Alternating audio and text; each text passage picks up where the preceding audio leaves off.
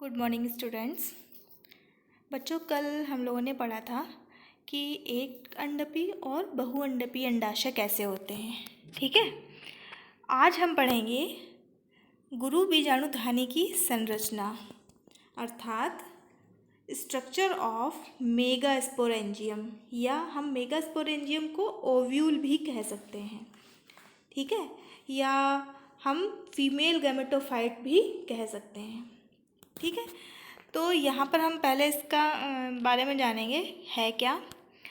पहला देखते हैं पॉइंट, गुरु बीजाणुधानी अर्थात अंडाशय। अंडाशय को हम इंग्लिश में कहते हैं ओव्यूल। ठीक है, के अंदर बीजांड एक छोटे से वृत्त की सहायता से जुड़ा रहता है जिसे हाइलम कहते हैं। देखिए, आपको ये स्ट्रक्चर से समझना पड़ेगा। आपको स्ट्रक्चर दिखाती हूँ मैं। ये है ओव्यूल का स्ट्रक्चर और ये एक एनाट्रोपस ओव्यूल है। ठीक है, बहुत सारे टाइप्स के ओव्यूल होते हैं जिसमें ये एक टाइप होता है एनाट्रोपस। ठीक है, इसके बारे में बताएंगे।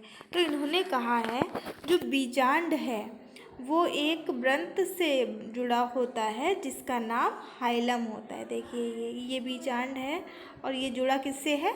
हाइलम से। ठीक है, दूसरी बात देखिए, अब इसके स्ट्रक्चर को ही डिस्क्राइब किया गया। देखिए, सबसे पहले हाइलम के बारे में बताया गया, उसके बाद देखिए जुड़ा रहता है जिसे हाइलम कहते हैं। नेक्स्ट आता है अध्यावरण। अध्यावरण का मतलब होता है उसकी कवरिंग। ठीक है, अब अध्यावरण दिखाएं आपको। ये अध्यावरण है इसके, ये और ये इंटेगुमेंट्स कहते हैं इंग्लिश में इसको। ठीक है, ये अंदर वाला हो गया इनर इंटेगुमेंट्स और बाहर वाला हो गया आउटर इंटेगुमेंट। ठीक है, अब देखिए इसके बारे में लिखना कैसे है।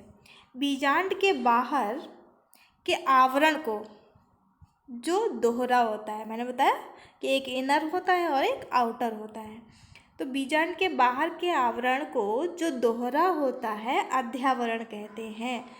निषेचन के पश्चात अध्यावरण बीज चोल बनाता है। आपने देखा होगा कोई भी बीज होता है उसके ऊपर कवरिंग होती है एक।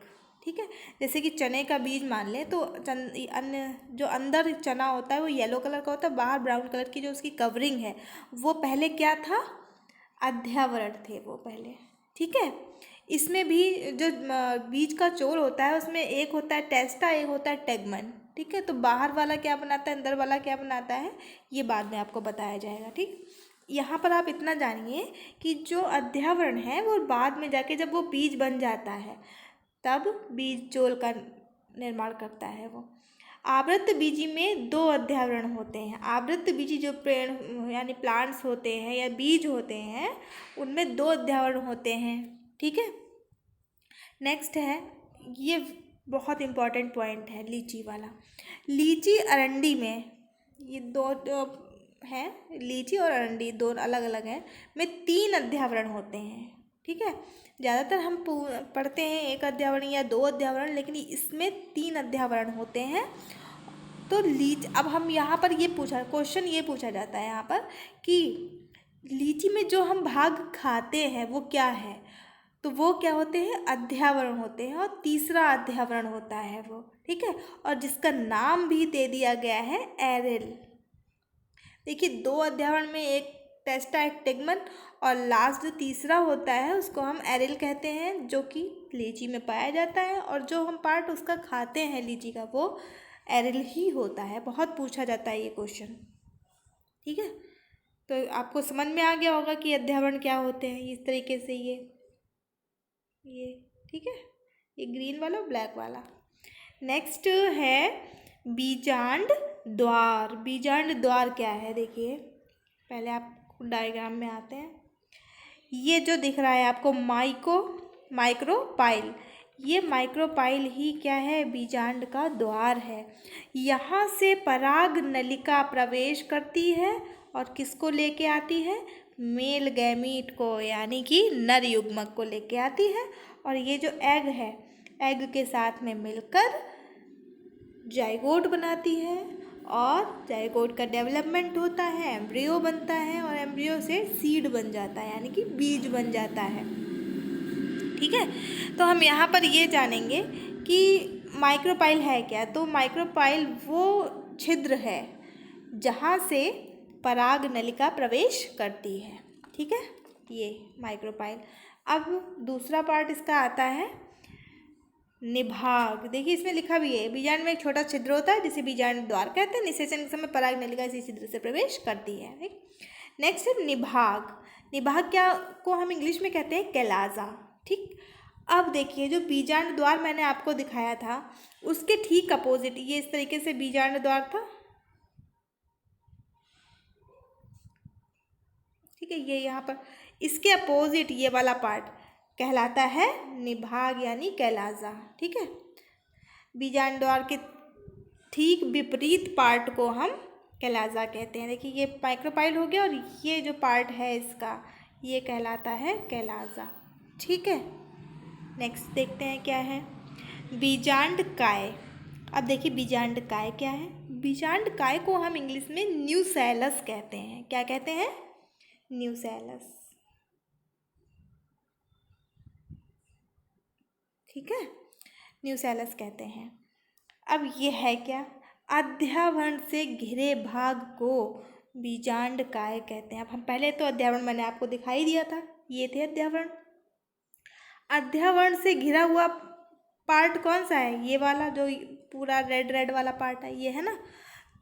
जैसे कि आपको नेक्स्ट कलर से दिखाते हैं, ये वाला जो पार्ट है ये अध्यावरण से घिरा हुआ है ना। तो इस पार्ट को हम कहते हैं न्यूसेलस। ये जो डॉट डॉट डॉट डॉट करके दिख रहा है ये पूरा भाग न्यूसेलस है। ठीक है, तो देखिए अध्यावरण से घिरे भाग को बीजांड काय कहा जाता है जिसमें पोषण सामग्री होती है। इसमें होता क्या है? पोषण सामग्री होती है और एक बीजपत्री पादपों में यह एक पतली परत के रूप में पाया जाता है जिसे पेरिस्पर्म कहते हैं। ठीक है, इतनी बात समझ में आई। ये एक तो इसमें होता क्या है, इसमें पोषण सामग्री होती है और एक बीजपत्री में ये बहुत पतला पाया जाता है। ठीक है, ना के बराबर, बिल्कुल पतली महीन झिल्ली जैसा। ठीक है, अब हम आते हैं भ्रूण कोश। अब देखिए एक चीज़ यहाँ पर नोट करने वाली बात है कि भ्रूण कोश क्या है। बीजांड की मुख्य संरचना है। यह है क्या? बीजांड की मुख्य संरचना जो बीजांड काय से घिरी होती है। अब बीजांड काय मैंने आपको बताया था न्यूसेलस, ये इससे घिरी हुई संरचना कौन सी है? ये वाली, ये। तो यही है भ्रूण कोश।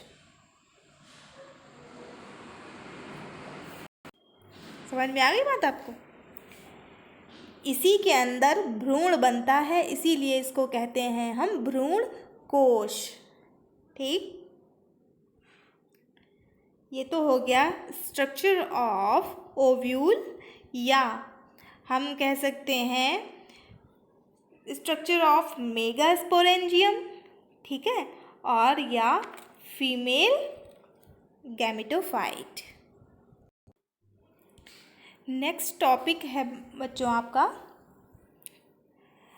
डेवलपमेंट ऑफ फीमेल गैमेटोफाइट या मेगा गैमेटोजेनेसिस भी कहते हैं। ठीक है, उसको वो मैं आपको नेक्स्ट लेक्चर में बताऊंगी।